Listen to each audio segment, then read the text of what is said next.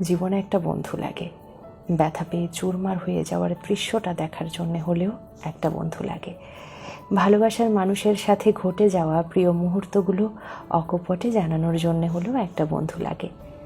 কষ্ট পেয়ে নষ্ট হয়ে যাওয়ার গল্পটা মনোযোগ দিয়ে শোনার জন্য একটা বন্ধু লাগে।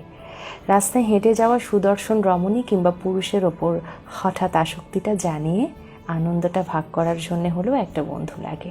মানিব্যাগের খুচরো পয়সা শেয়ার করার জন্য হলেও একটা বন্ধু লাগে। জীবনের ছোট ছোট সুখ আর দুঃখগুলো পড়ে ফেলার জন্যে একটা পাগল বন্ধু লাগে। রাগে অভিমানে স্বার্থহীন গল্পগুলো রাঙিয়ে তোলার জন্যে একটা বন্ধু লাগে।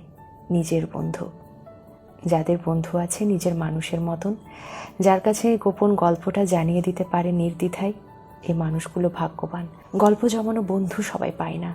ক্লাস বেঞ্চ পরিবর্তন করা শত বন্ধুর মাঝে নিজের করে নিজের একটা বন্ধু